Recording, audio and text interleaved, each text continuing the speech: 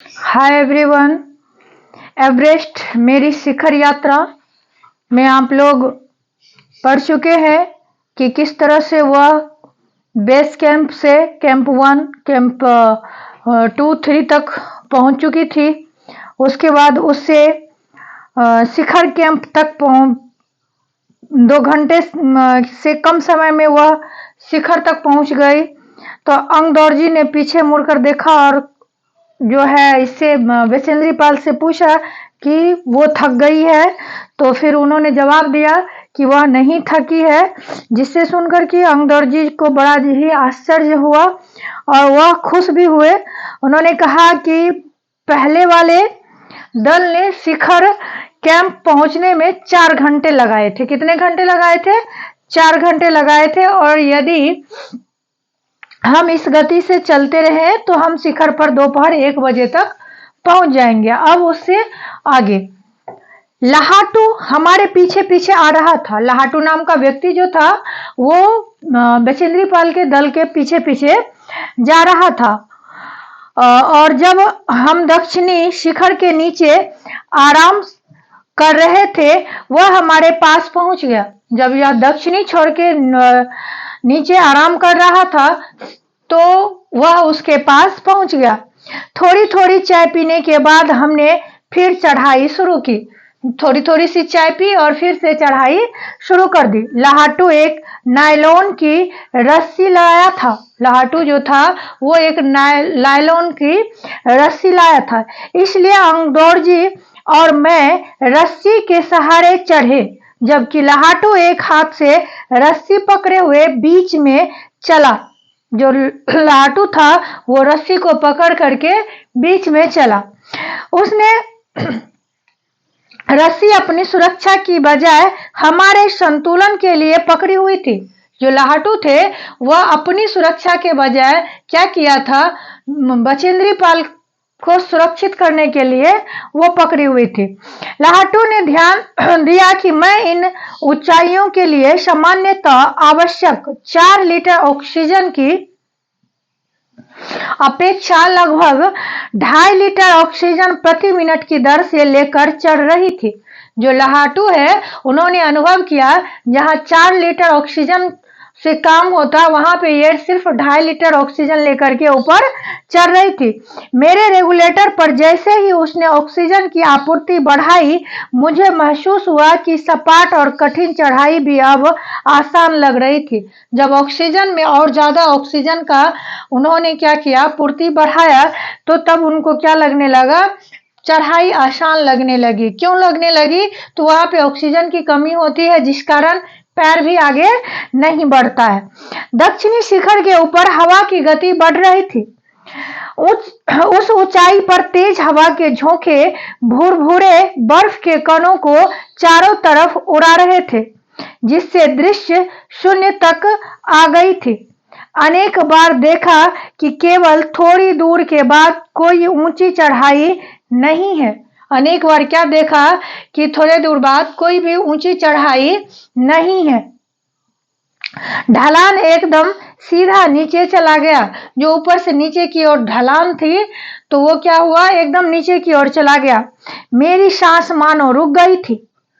जो बचेंद्री पाल थी उसकी सांस मानो रुक सी गई थी। मुझे विचार कौन था कि सफलता बहुत नजदीक है। 23 मई 1984 के दिन दोपहर के 1:07 पर मैं एवरेस्ट की चोटी पर खड़ी थी। कब? तो 23 मई 1984। ये याद रखने वाला डेट है कि 23 मई 1984 क्या है? 1984 के दिन दोपहर के 1:07 पर मैं एवरेस्ट की चोटी पर खड़ी थी। एवरेस्ट की चोटी पर पहुंचने वाली मैं प्रथम भारतीय महिला थी। जो भारतीय महिला थी उसमें एवरेस्ट पर चढ़ने वाली पहली बचेंद्री पाल जो थी वह थी। कब चढ़ी थी? तो 23 मई और कब? तो 23 मई 1984 को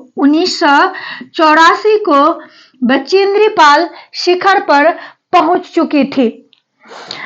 दोपहर के समय में 1:07। समय क्या था? तो समय थी 1:07। इसी समय में वो कहाँ पहुंची थी? शिखर पर। उसकी शिखर यात्रा, और यह भारत की तरफ से पहली महिला थी जिन्होंने एवरेस्ट के शिखर पर चढ़ी थी। कौन? तो बचेंद्री पाल। एवरेस्ट शंकु की चोटी पर इतनी जगह नहीं थी कि दो व्यक्ति साथ साथ खड़े हो सके। जो शंकु आकार की एवरेस्ट के जैसा डिजाइन बना हुआ है, उस पे इतना भी स्थान नहीं था कि दो आदमी एक साथ पैर रख सके। चारों तरफ हजारों मीटर लंबी सीधी ढलान को देखते हुए हमारे सामने प्रश्न सुरक्षा का था।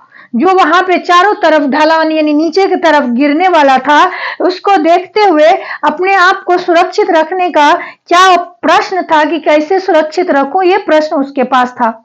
हमने पहले बर्फ के फावड़े से बर्फ की खुदाई कर अपने आप को सुरक्षित रूप से स्थिर किया।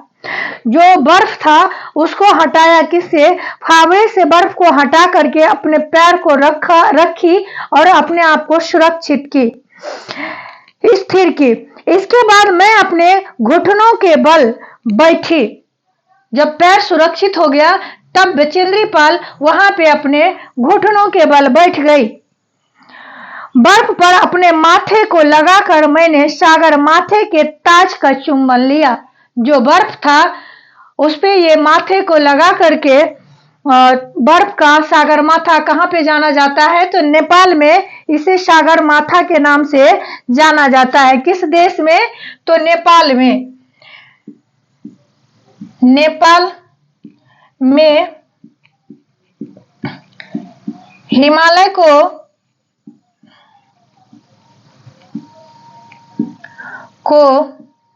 सागर माथा के नाम से जाना जाता है।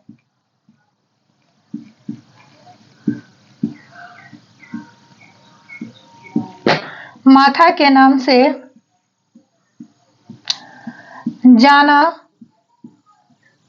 जाता है, अर्थात जिसका पैर सागर हो और जिसका माथा हिमालय शिखर हो। तो सागर माथा के ताज का चुम्बन लिया। बिना उठे ही मैंने अपने थैले से दुर्गा माँ का चित्र और हनुमान चालीसा निकाला, और वहां से बिना उठे ही बचेंद्री पाल ने अपने बैग से, अपने थैला से क्या करती है? तो दुर्गा माँ का एक चित्र और हनुमान चालीसा निकालती है।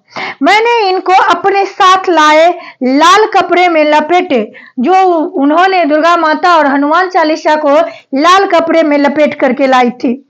छोटी सी पूजा अर्चना की। वहां पे जाने के बाद बचेंद्री पाल ने खुद लिखी है कि मैंने वहां पे छोटी सी पूजा और आरती की, अर्चना की।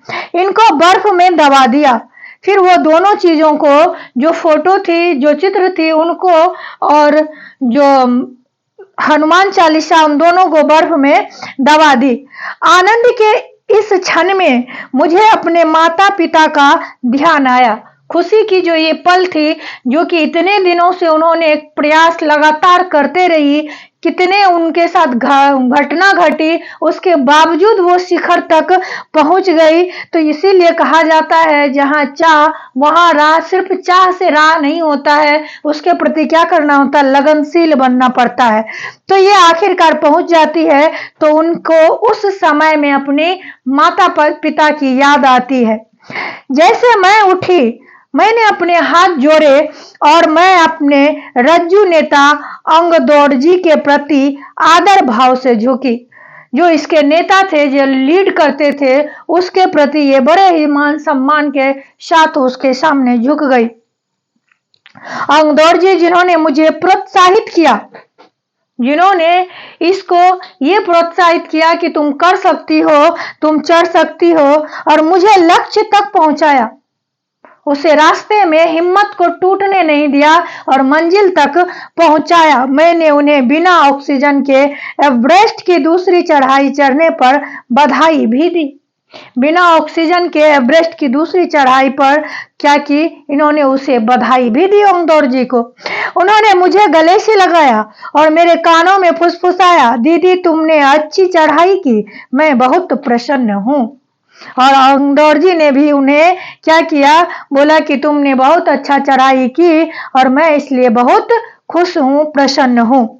कुछ देर बाद सोनम पुलजर पहुंचे और उन्होंने फोटो लेने शुरू कर दिए। कुछ देर के बाद जो है सोनम पुलजर जो था वो वहां पे पहुंचता है और इसका फोटो लेना शुरू कर देता है। इस समय तक लाहाटू ने हमारे नेता को एवरेस्ट पर हम चारों के होने की सूचना दे दी थी कि ये चारों व्यक्ति वहां पे है, तो इसकी सूचना उन्हें दे दी थी। तब मेरे हाथ में वॉकी टॉकी दिया गया। उसके बाद क्या किया, इसके हाथ में वॉकी टॉकी दिया गया। मैं तुम्हारे इस अनूठी उपलब्धि के लिए तुम्हारे माता पिता को बधाई देना चाहूंगा। वे बोले कि देश को तुम पर गर्व है और अब तुम ऐसे संसार में वापस जाओगी जो तुम्हारे अपने पीछे छोड़े हुए संसार से एकदम भिन्न होगा। उनका कहना था कि तुम जो ये काम की हो, इससे तुम्हारे पूरे देश को तुम्हारे ऊपर गर्व है। अब जो तुम वापस जाओगी तो तुमको एक नया ही संसार मिलेगा जो कि तुम्हारे लिए सम्मान की थाल लेके खड़े होंगे। तो ये कहानी यहाँ पे समाप्त होती है। इसके बाद इसके क्वेश्चन आंसर है, वो आप लोग अपने से करिएगा, उसके बाद होगा तो मैं रिवीजन टाइम में क्वेश्चन आंसर करवाऊंगी। और आप लोग सब्सक्राइब करना, लाइक करना नहीं भूलिएगा। Thank you.